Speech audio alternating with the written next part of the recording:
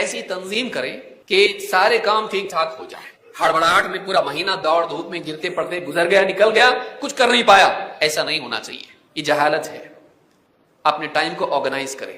ابھی شروع نہیں ہوا مہینہ، ابھی سے بنا لے اپنا برنامج.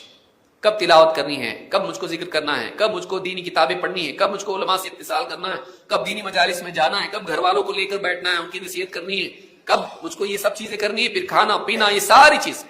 مرد بھی عورتیں بھی. عورتیں بیچاری دن رات بٹیار خانے میں لگی رہتی ہیں، وہ بھی بڑی نیکی ہے، معمولی چیز نہیں ہوگی. لیکن یہ کہ کیا کتنی بدقسمتی ہے کہ ہم اپنی خواتین کو کچن میں ہی باندھ کے رکھ دیں، نہ وہ ٹھیک سے تراویح پڑھ سکے، نہ ٹھیک سے ذکر کرے، نہ تلاوت کر پائے، نہ کچھ کر پائے. ان کے لیے بھی ایسے اوقات کی فراغت رکھیں کہ وہ اپنی کچن کی ذمہ داریاں نبھائیں، لیکن اسی کے ساتھ ساتھ وہ عبادات بھی کر پائے.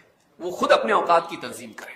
روزے دار کو افطار کرانے سے لے کر گھر میں کھانا سب کو بنا کے کھلانے سے لے کر یہ ساری چیزیں بہت قیمتی ہیں. یہ بھی خود اپنی جگہ نیکی ہے.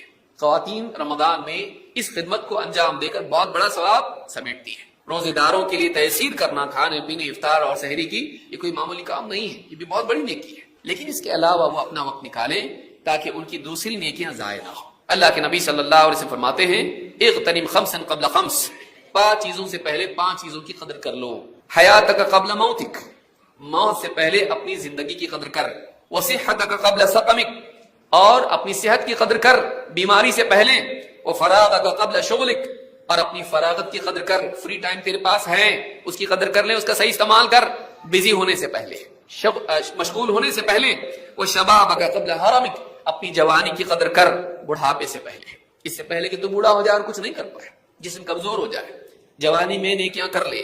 وغناک قبل فقرک، اور اپنی مالداری کی قدر کر لے اس سے پہلے کہ تیرے اوپر فقر آ جائے.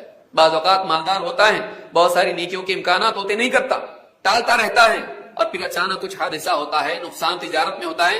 جہاں تھے واپس آ گئے، موقع تھا نہیں کر پایا، حج نہیں کیا، عمرہ نہیں کیا، صدقات و خیرات نہیں کیا، بہت ساری نیکیاں تھی نہیں کیا. اب واپس غریب کا غریب.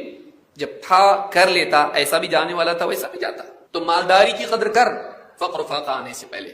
یعنی یہاں بتایا گیا ہے نعمت چھیننے سے پہلے اس کی قدر کر اور اس کا صحیح استعمال کر. انسان کی بدقسمتی یہ ہے جب تک چیز چھینتی نہیں اس کی قدر آتی نہیں. لوگوں کو بھی آپ دیکھیے، ماں باپ کو دیکھیے، جب تک ماں باپ ہوتے ہیں بدسلوکی کرتا ہے، جب دنیا سے چلے جاتے ہیں اکیلے میں بیٹھ کے روتا ہے، یہ کرنا چاہیے تھا، وہ کرنا چاہیے تھا، بڑے اچھے تھے اور میں ان کو سنبھال نہیں پایا، میں ان کا خیال نہیں رکھ پایا. انسان کھونے کے بعد افسوس کرتا ہے، پچھتاتا ہے، اور اس کے بعد اس کو قدر آتی ہے. نعمت کے کھونے سے پہلے اس کی قدر کیجیے.